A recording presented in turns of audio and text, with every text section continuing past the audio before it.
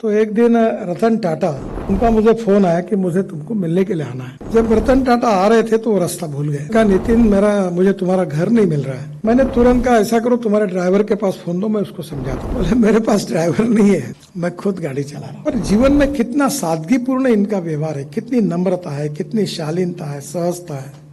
और इन संस्कारों के यज्ञ में जो हम हासिल करते हैं उसी से हमारा जीवन समृद्ध और संपन्न होता है। कि किन किन बातों से मानवीय मन पर परिणाम होता है। कहीं न कहीं व्यक्ति के जीवन में ये जो अनुभूति होती है, ये उसके सहवास में जो लोग अच्छे उसको मिलते हैं उनके कारण हमें अपने व्यक्तित्व पर, अपने जीवन पर उसका परिणाम। श्रद्धेय डॉक्टर प्रणव पंडे जी, देव संस्कृति विश्वविद्यालय के माननीय प्रतिकुलपति आदरणीय डॉक्टर चिन्मय जी, उत्तराखंड के लोकप्रिय मुख्यमंत्री मेरे सहयोगी आदरणीय पुष्कर सिंह धामी जी,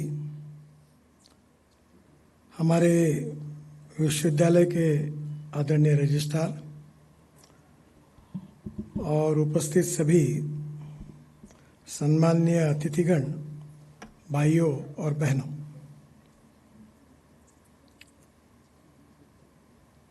मेरे परिचय में जो कुछ कहा गया है वो सच है। ऐसा कहा गया तो मेरे ऊपर अन्याय होगा, और गलत है कहा गया तो बोलने वाले पर अन्याय होगा। मैं इतना बड़ा नहीं हूं। और आज मेरे सामने एक प्रश्न भी है कि आपके सामने मैं क्या बोल सकता हूं, क्या मार्गदर्शन कर सकता हूं। वो मेरी क्षमता निश्चित रूप से नहीं है, पर मेरे मन की कुछ बातें आपके विचारार्थ जरूर ये मौका मुझे दिया है तो रखने की कोशिश करूंगा। बहुत दिनों से मैं श्रद्धेय डॉक्टर प्रणव पंडे जी के कार्य को बहुत नजदीक से देखते आ रहा हूं। पूरे विश्व में आचार्य जी का आशीर्वाद लेकर उन्होंने इस गायत्री परिवार का इस विचार को शांति कुंज से लेकर विश्व के कोनों कोनों तक पहुंचाया है।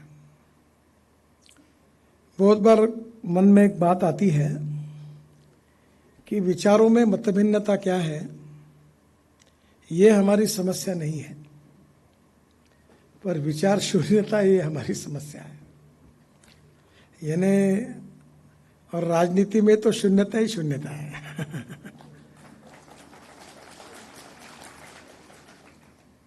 एक फिलोसोफर ने ऐसा कहा है कि पर्स एंड पर्सन, इसमें पर्सन श्रेष्ठ है, व्यक्ति श्रेष्ठ है।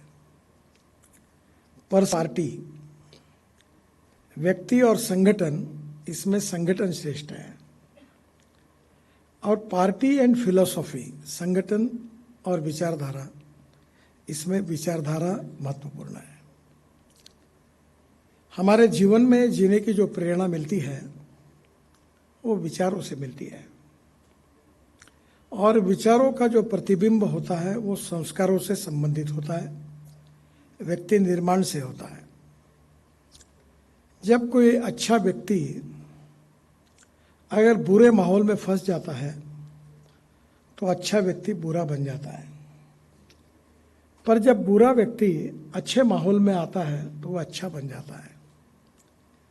इसका मतलब जैसी मिट्टी होती है उसको मूर्तिकार जिस प्रकार से आकार देता है वैसे मूर्ति बनती है। और इसलिए हमारे जीवन में माता पिता के कारण, गुरुओं के कारण, शिक्षक कॉलेज में, स्कूल में जो हमको मार्गदर्शन करते हैं उनके कारण हमारे जीवन पर उसका परिणाम होता है। मैं बीच में सोच रहा था कि किन किन बातों से मानवीय मन पर परिणाम होता है, तो मुझे ध्यान में आया कि अगर अच्छा नाटक आप देखते हैं तो उसका मन पर परिणाम होता है। अच्छा संगीत सुनते हैं तो उसका मन पर परिणाम होता है। अच्छे शब्द सुनते हैं तो उसका मन पर परिणाम होता है। अच्छे वातावरण में अगर आप कोई योग साधना करते हो उसका परिणाम होता है। ध्यान धारणा करते हैं उसका परिणाम होता है। कहीं ना कहीं व्यक्ति के जीवन में ये जो अनुभूति होती है, ये उसके सहवास में जो लोग अच्छे उसको मिलते हैं उनके कारण हमें अपने व्यक्तित्व पर, अपने जीवन पर उसका परिणाम होता है। हम जब बचपन में, मैं स्कूल में था, तो हमको मराठी में एक किताब में ऊपर एक बहुत अच्छी कविताएं लिखी थी। थोर महात्मे होऊन गेले, चरित्र त्यांचे पहा जरा, आपण त्यांच्या समान व्हावे हाच सापडे बोध करा। ये जो थोर महात्मा हो के गए हैं उनका चरित्र देखना चाहिए, उनका जीवन, कर्तृत्व, व्यक्तित्व, नेतृत्व देखना चाहिए और उनके समान हमने भी होने का प्रयास करना चाहिए। अब सवाल ये उठता है कि अगर हम ये पूछेंगे कि हमारे बीच में पूर्णांक कौन है, 100% परफेक्ट, मुझे नहीं लगता कि ऐसा कोई व्यक्ति निर्माण हुआ है। No one is perfect and no one can claim that he is perfect. उत्तम, अधिक उत्तम, सर्वोत्तम up to infinity. You cannot catch your own image, और इसलिए पूर्णांक मिलना असंभव है। पर इसमें प्रक्रिया क्या है? प्रक्रिया यही है कि हम लोग अपने जीवन में, सामाजिक जीवन में, राजनीतिक जीवन में, व्यावसायिक जीवन में, पारिवारिक जीवन में हमें अलग अलग प्रकार के अनुभव आते हैं। और जब हम सब जगह पर जाते हैं तो उन लोगों से हमें कुछ समझने के लिए मिलता है, कुछ देखने के लिए मिलता है, और वो बातें आपके जीवन पर परिणाम करती हैं। मैं मुंबई में मंत्री था और मेरा एक्सीडेंट में पैर टूट गया था। तो मलबार हिल पर मैं रहता था। तो एक दिन रतन टाटा, उनका मुझे फ़ोन आया कि मुझे तुमको मिलने के लिए आना है। तो मैंने कहा मलबार हिल पर, रॉकी हिल में मैं रहता हूँ, आप आइए। जब रतन टाटा आ रहे थे तो वो रास्ता भूल गए। तो मैं तो उस समय थोड़ा व्हीलचेयर पर ही था। तो फ़ोन जब बचा, फिर से उनका फ़ोन आया, तो आवाज़ उन्हीं का था। तो उन्होंने कहा, नितिन, मुझे तुम्हारा घर नहीं मिल रहा है। मैंने तुरंत कहा, ऐसा करो, तुम्हारे ड्राइवर के पास फ़ोन दो, मैं उसको समझाता हूँ। बोले, मेरे पास ड्राइवर नहीं है, मैं खुद गाड़ी चला रहा हूँ। तो मैंने कहा कि ये इतने बड़े विश्व के धनवान व्यक्ति है और ड्राइवर नहीं इनके पास। फिर मैंने उनको कहा, गाड़ी रोको, मैं आपको समझाता हूँ। मैंने समझाया, वो मेरे घर पर आए। फिर एक मुंबई में मैंने 55 उड्डान पुल बनाए थे। तो मेरी इच्छा हुई कि एक एक क्षेत्र के व्यक्ति के हाथ से उद्घाटन करना। तो बहुत फिल्म स्टार को लेके गया, सबको। आप बहुत अतिथि खत्म हो गए। तो मैंने रतन टाटा को नवी मुंबई में एक फ्लाईओवर के उद्घाटन के लिए लेके गया। कुलाबा में रहते थे। तो मैंने उनको कहा कि आपके घर के बाजू में हेलीपैड है, मुंबई में ट्रैफिक जाम बहुत होता है, तो आप हेलीकॉप्टर से चलिए, आपका समय बचेगा। तो मैं उनके साथ हेलीकॉप्टर में बैठा, तो वही हेलीकॉप्टर चला रहे थे। फिर मैंने उनको एक दिन कहा कि संभाजी नगर में डॉक्टर हेडगेवार जी के नाम के एक बहुत बड़ा अस्पताल बना हुआ है और उसका उद्घाटन आपको करना है।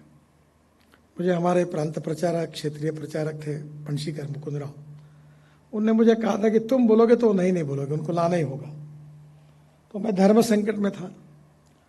तो मैंने उनको कहा कि आप इस उद्घाटन के लिए आइए। तो उन्होंने कहा, नितिन, मैंने अपने भी फैक्ट्री का कभी उद्घाटन नहीं किया है।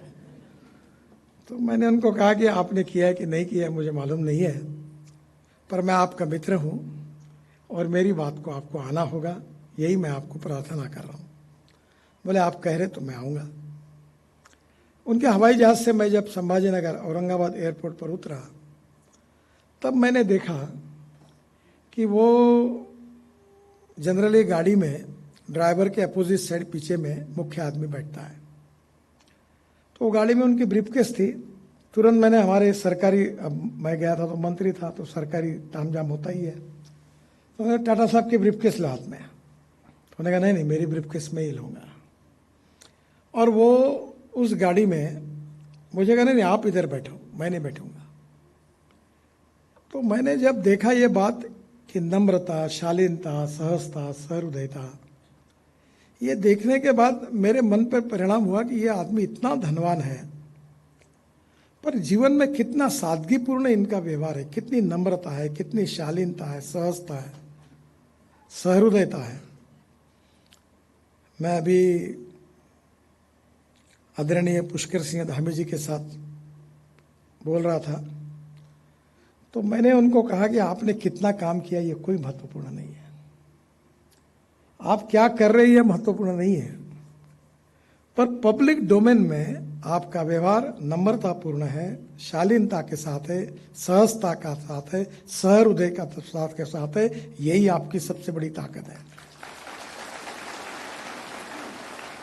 तो ये जो व्यक्ति निर्माण जो होता है, इसमें हमारे यहाँ एक रामू माड़गी करके सांसद थे, तो बड़ी अच्छी बात कहते थे कि व्यक्ति कैसा अच्छा होना चाहिए।